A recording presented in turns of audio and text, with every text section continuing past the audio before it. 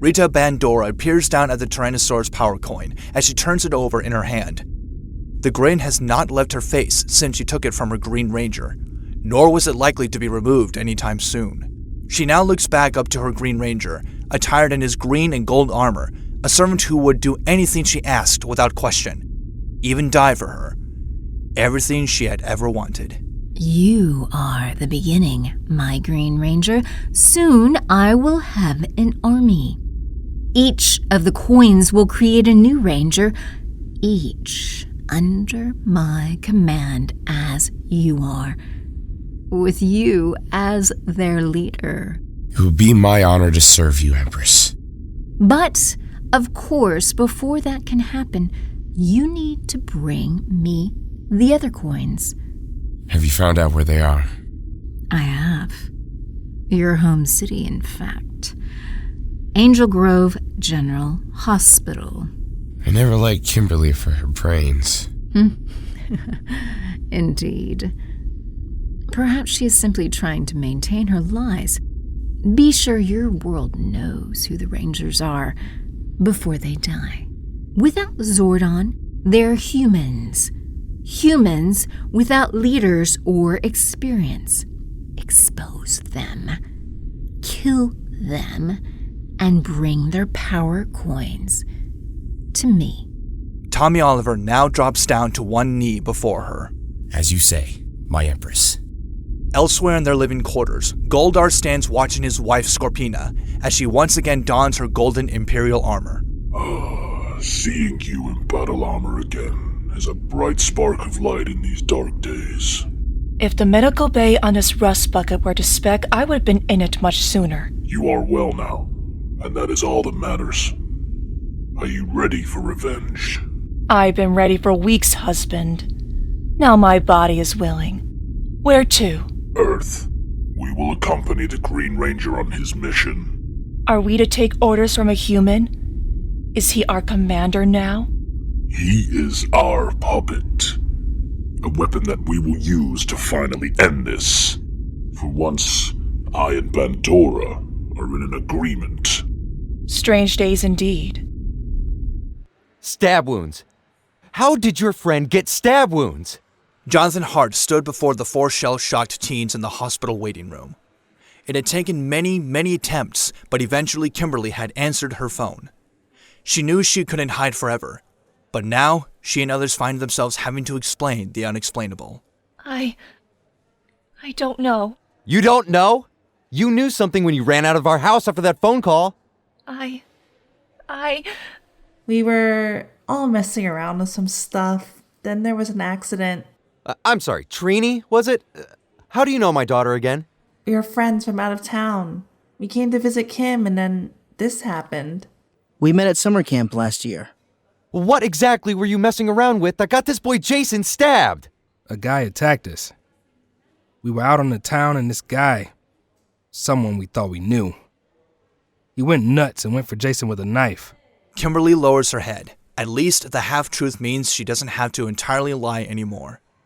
She would thank Zach later, but even half the truth brought tears back to her eyes. Well, have you at least called the police? We didn't know what to do. That's why we called Kim. She lives here. We have no one else we could turn to here. But why haven't I seen you yet, if you came to visit my daughter? Because she's grounded. We were planning on coming over tomorrow. And this is the first I'm hearing about it? Oh my God, Dad! None of that matters now! Jason is hurt, maybe dying. I just needed you. Mr. Hart remains silent for a moment, then finally exhales and embraces his daughter, trying to comfort her as best he can. Okay, Kim, I'm here. He just holds her for a few moments as the tears flow. He then looks to the others. You're who she was with all those times she went missing, aren't you? It's okay, I'm not mad. Yeah, we are. I'm sorry, Dad, Hey, no, it's okay. I'm actually relieved. I thought you were running off with some secret boyfriend. And you all seem like good kids. Just tell me none of this is about drugs. No, we swear. No drugs. Promise. All right, then first things first, do you have a number for Jason's parents? Outside. There's a Power Ranger outside. What? The group all look up with a start as they hear yells from the halls. What the? A Power Ranger? Oh no. He's here. At the hospital's main entrance, all around look on in confusion. Some yelling as the Green Ranger walks with purpose towards the building and stops, activating the speaker on his helmet as he speaks so all far and wide can hear him. Power Rangers! I am here! Come out and face me! Isn't he a Power Ranger? Not one of them I've ever seen. Look at that shield. Wait, the Power Rangers are in there? Come and face your deaths with dignity! It's over. Inside, the 4 teens look at each other with faces that only show a sample of the dread that they are feeling. If I have to come in there, I will kill everyone in my path to find you. Those deaths will be on your heads. What do we do? Guys, we can't do this. My car's in the parking lot. All of you, stay low and follow me. We have to. It's us or everyone in this hospital. Who says he won't just do that anyway? What are you all talking about? Let's go! Now, Kimberly! Now! Dad, No more time, Kim. The gig is up. We have to stop him now. But my dad. I'm sorry, Kim. We've got to go. You can stay here with him if you want, but we have to go. Last chance! Guys, now. Someone tell me what is going on right now. I can't, guys. I can't do this. Please don't. Sorry, Kim, we have to. Okay, the hell with this. Zach reaches under his shirt and removes his morpher from the back side of his belt, bringing it around to point it up high. What is that? Mastodon! Billy and Trini follow his lead. Triceratops! Saber-toothed tiger! Jonathan Hart watches open-mouthed in confusion before covering his face from blinding multicolored lights that form into the black, blue, and yellow Power Rangers. Okay, that's it.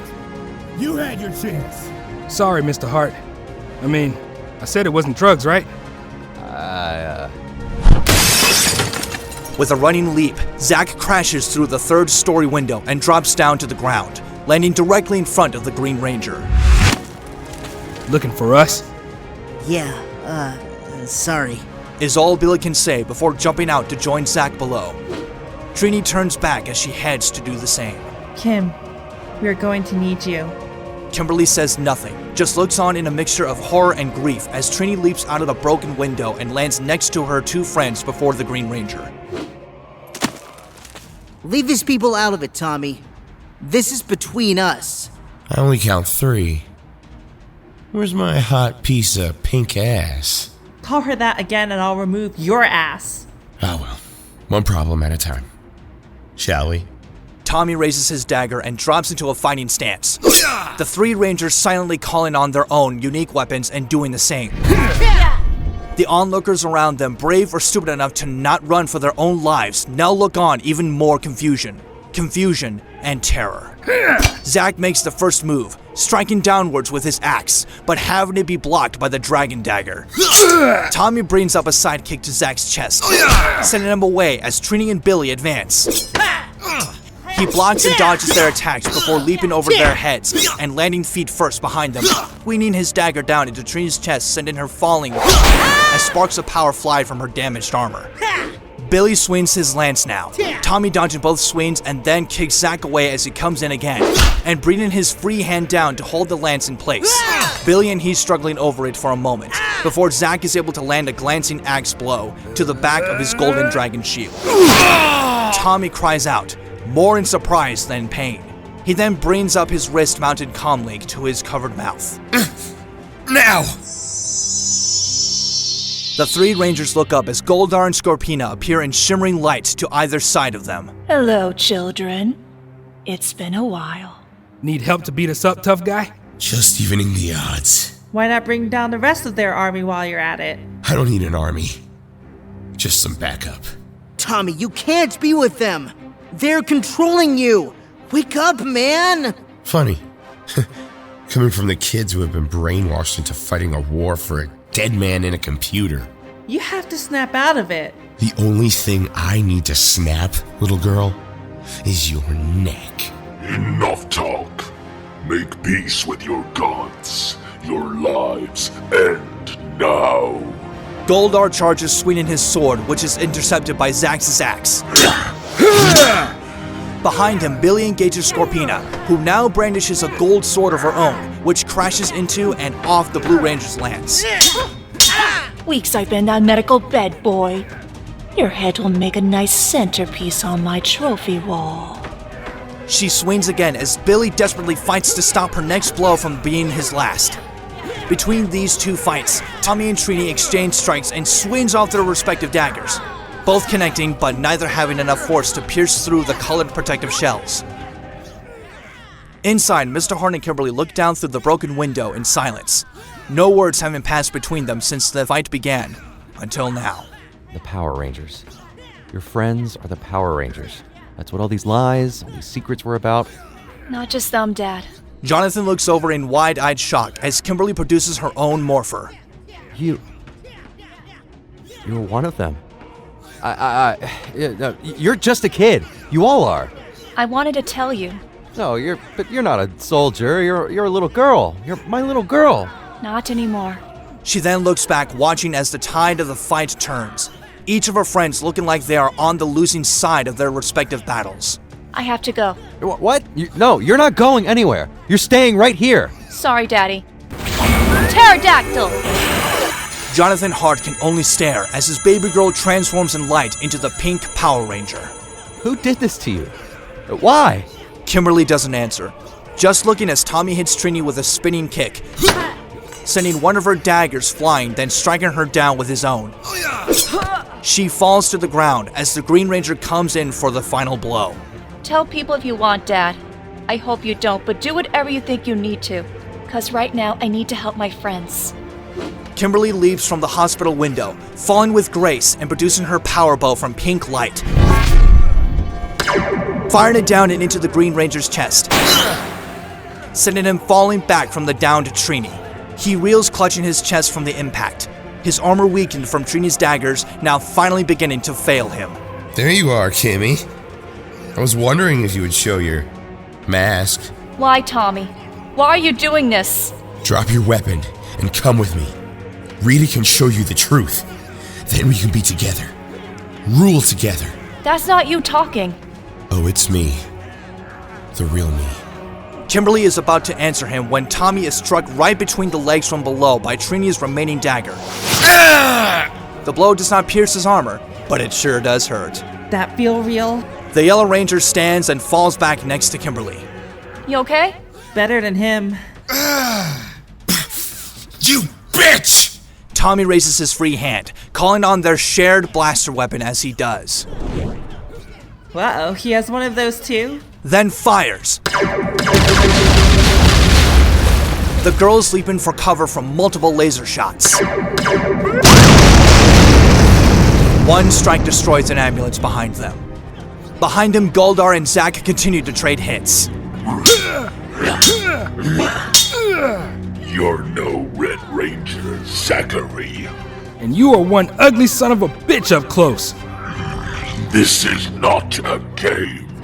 Goldar channels all of his rage, all of his frustration that has been building for months into his next swing, bringing it down and sending Zack's power axe flying out of his hand. Then brings up a backswing that strikes Zack's body directly. Zack falls to the ground below. Goodbye, boy. Goldar reels as he is struck with a shot from Trini's own blaster weapon, which she had only just called upon to return fire with Tommy.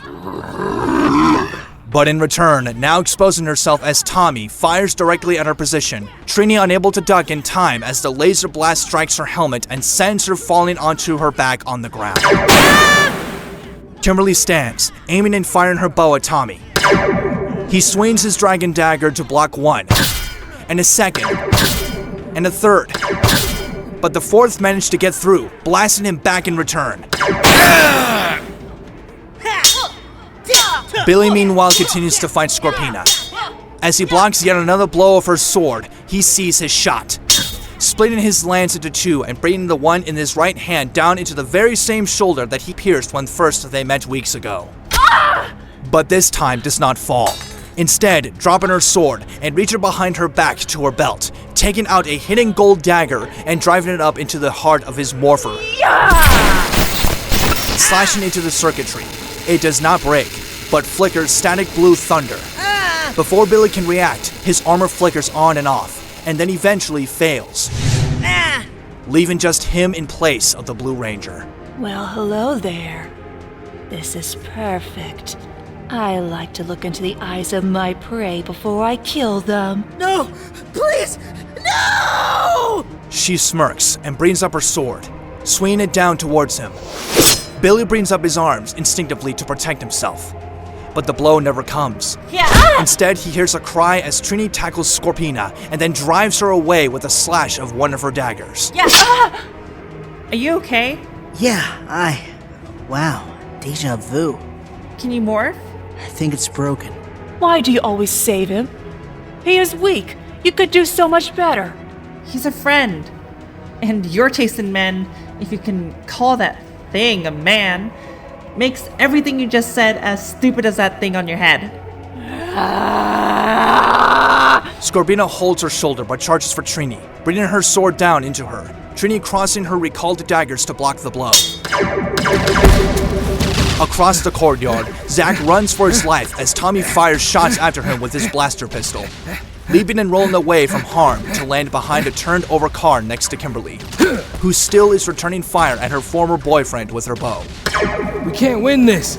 He's stronger than us, especially with those two goons. We have to retreat. We can't leave Jason or anyone in that building. She fires again. Goldar, now unoccupied, sees his wife's ongoing battle with Trini and charges to her aid. Billy can't morph and Trini is outnumbered. We lost this, Kim. There has to be another way. Zack considers for a second. The Zords. Okay, but Zordon said... Screw no escalation. We need some damn escalation. Zack stands and raises his arms to the sky, thanking Zordon and Alpha for the new summoning protocols. Mastodon! Get your ass here! Now! Somewhere in the Arctic, ice breaks as from beneath it, a massive construct of black and silver metal rises to the call.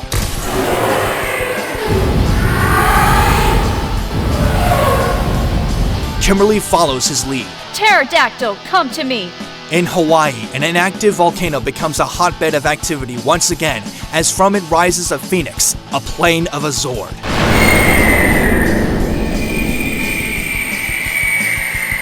Trini hears them rolling to avoid Goldar's attack and grabs Billy, pulling him with her as she leaps with all of her power up onto the hospital roof and out of harm's way.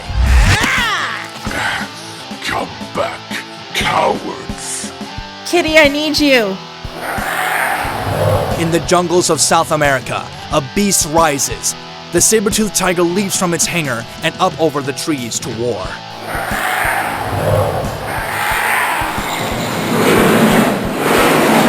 One by one, their automatic teleportation commands activate and the three Zords appear, forming new skyline landmarks above Angel Grove.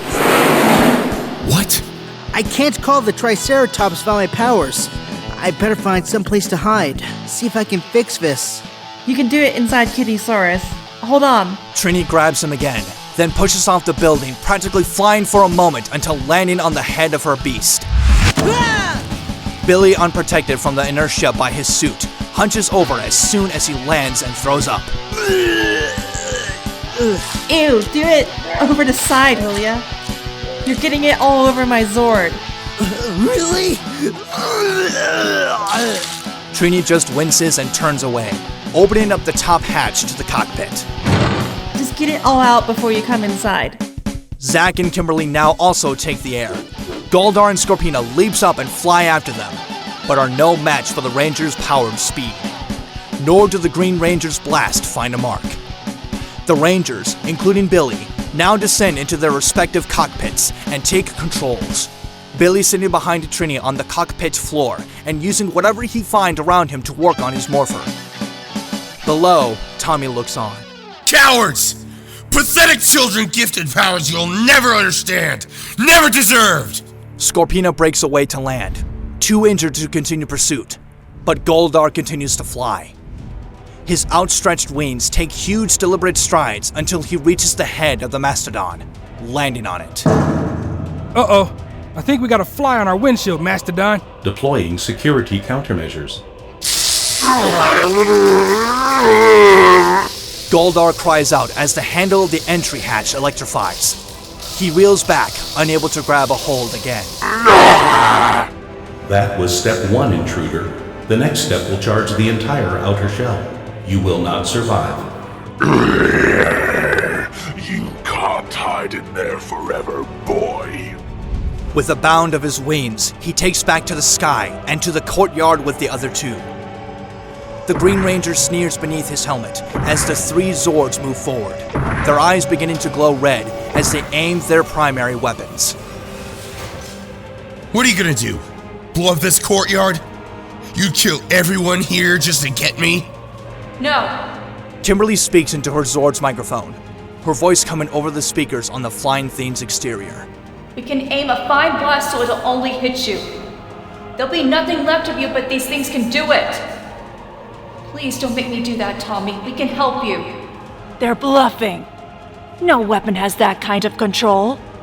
Goldar now lands beside them. Perhaps. He steps back a few feet from the Green Ranger, guiding his wife with the outstretched arm to do the same. Tommy sneers again. Fine, cowards. This is not over. Bring us up. In a shimmer of light just as they appeared, the 3 are gone. Oh my god, that was too close. What do we do now? Retreat to the command center. We'll regroup and come up with something there. Won't we just attack the hospital as soon as we leave? No. They'll be too busy planning whatever comes next. The next few hours pass without incident. The dedicated men and women working at the hospital recovering their wits quickly enough to continue their work, to save lives, including that of Jason Lee Scott. When finally his eyes open, his blurry vision forms into the face of Mr. Hart. Hello, Jason. Who are you? I'm Jonathan. I'm Kimberly's dad. Kimberly! Where is she? I was actually hoping you would tell me. Why would I know? I haven't told anyone. Yet. What? You, my daughter, and the others, being the Power Rangers. What? How do you... Look, let's just say a few things happened while you were out. Hart exhales as he sits on the end of his bed. Hey, careful. Don't try to move. Hey, you're lucky to be alive, Jason. She told you? Sorta. Listen, I haven't told anyone about this because, as angry as I am at all of this, I don't really know if anyone would believe me. Or what I would do if they did. Like, probably never see Kimmy again. I'll pay for your stay here. I'll keep my mouth shut. I'll tell you what I saw, as insane as it was. But in return, I need you to do something for me, Jason. Yeah? I need you to tell me everything. Running seems to be your new favorite battle maneuver, Goldar. You could have at least finished off the Red Ranger. I wanted to stay and fight, but he convinced me to run, Empress. Why, you human piece of... Enough!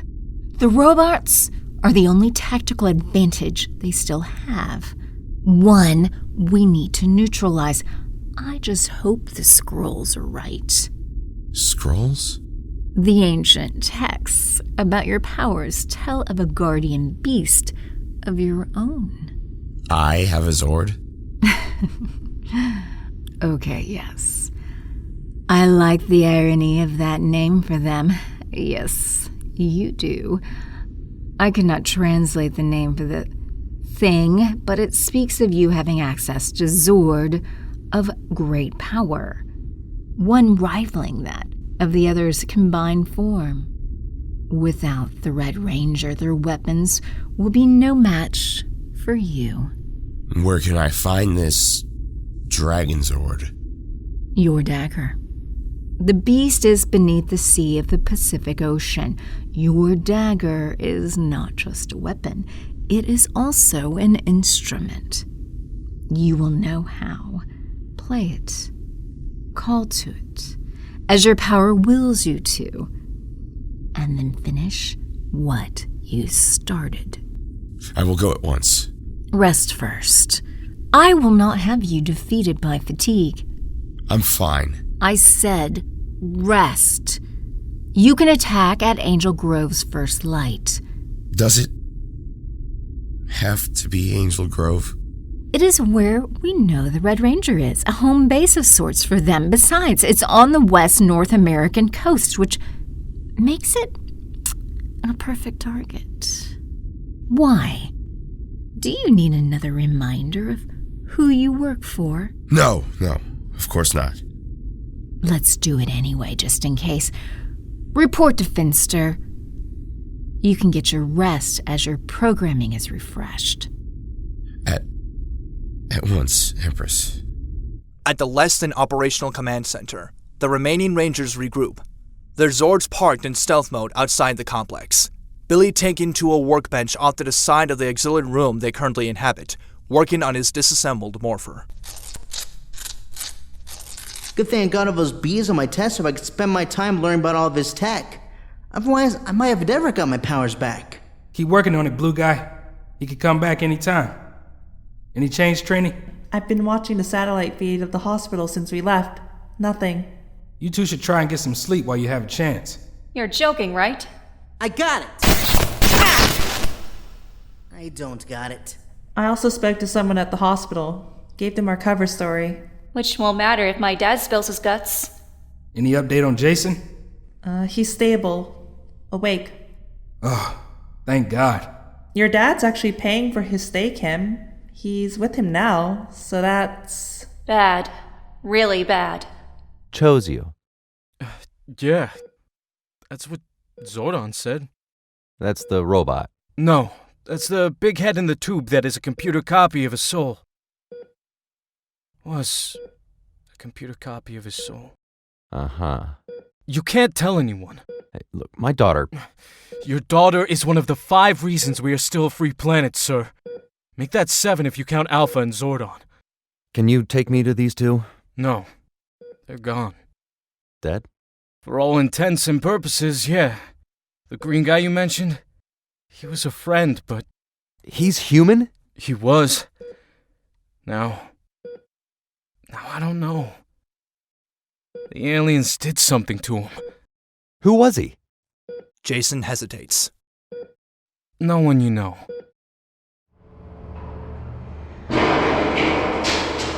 Angel Grove Harbor. As day breaks, a shimmer of light heralds the arrival of the Green Ranger.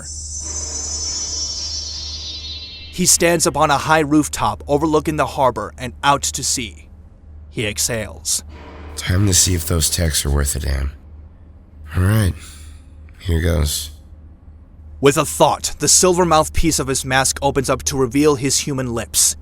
He instinctively brings the dragon dagger up to his mouth, letting his body run on autopilot, his mind feeling as though he had done this 1,000 times. He blows into the holes in the flute-like instrument and presses the keys to play.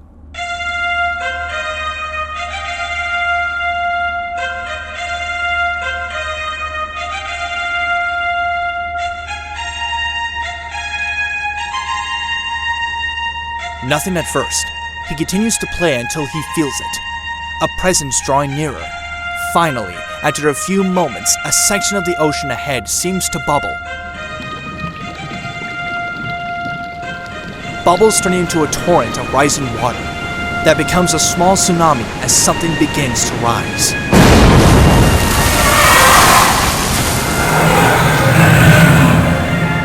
Beneath at the harbor, workmen call out, point, and begin to run for their lives as 50-foot tall waves crash towards them.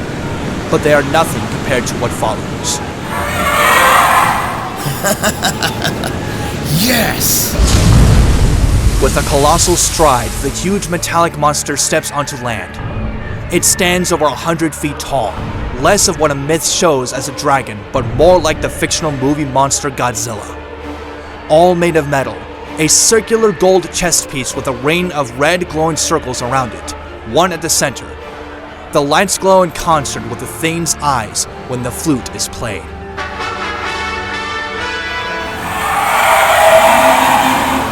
Okay, time to take control. With a leap not unlike the ones his foes used in their last encounter, the Green Ranger leaps into the air, flying with style until finally reaching out the beast's head and dropping down into its cockpit below. His instincts telling him exactly where to find it. He sits at the controls with ease and moves his hands over the console and gear sticks to bring the beast under his command. All right then. Next stop, Angel Grove General. We can at least finish him off. With a turn at his command, the Dragonzord comes to life and strides towards its destination, not letting anything it steps on beneath it distract him from his goal.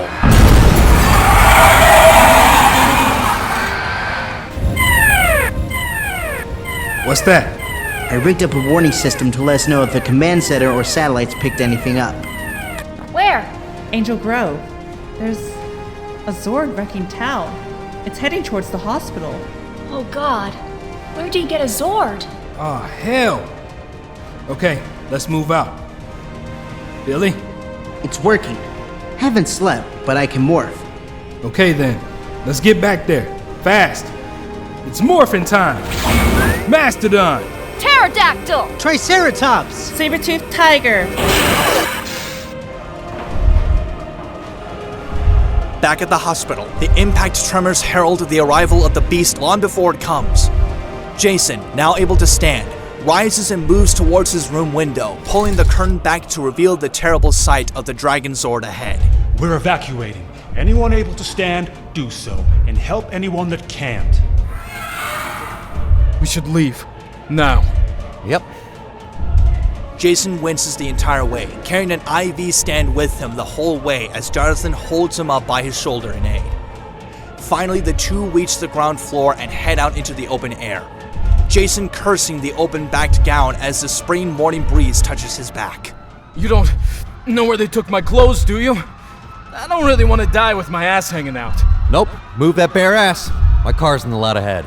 As they run from the building, the Dragonzord finally stops, moving its hands up to take aim. Stay dead this time, Jason. Below, the two now reach a silver Porsche. This yours? Yeah, why? What'd you expect? I don't know. Something pink? Hart is cut short from answering as a loud sound of machinery is followed by the hands of the Dragonzord sprouting 10 red fingertips.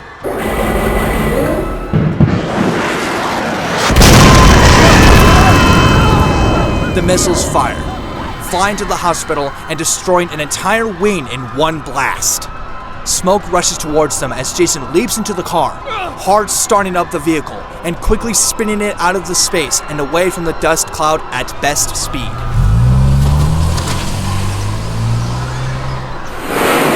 A loud sound of the huge teleporters forewarns the arrival of 4 of the 5 Ranger Zords. The Triceratops and Saber-toothed Tiger moved in as soon as they are made whole. The Mastodon following suit as the Pterodactyl screeches above, flying towards the massive dragon machine ahead. Here we go. Knew that wouldn't take long. Tommy aims his Zords' hands upwards now, reloading the missiles and firing.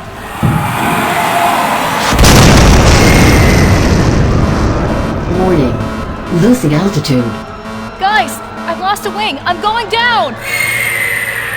Below in the speeding Porsche, Jason looks up to the sky, hearing and then seeing the massive flying Zord as it crashes from the heavens. Oh no! Cam! What? She's in that thing?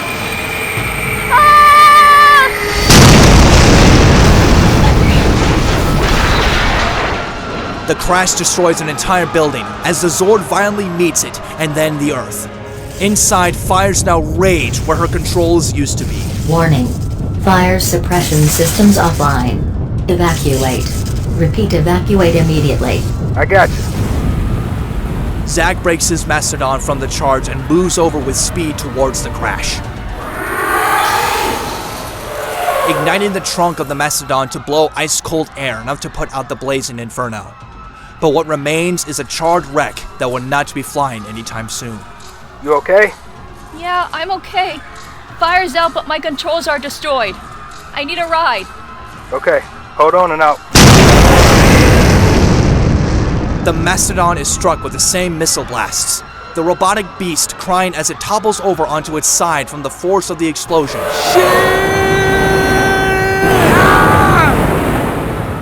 An entire side gone. Finally within range, Billy fires his cannons, Trini doing the same. The Dragonzord reels from the blasts. That did some damage. Keep up the heat. They go to fire again, but Tommy now reels the Dragonzord back, and much like Jason has done with his own Zord, brings the tail around and into the Triceratops. The difference being that its tail's point is a massive drill weapon, turning it and strikes the blue Zord and begins opening it up like a tin can.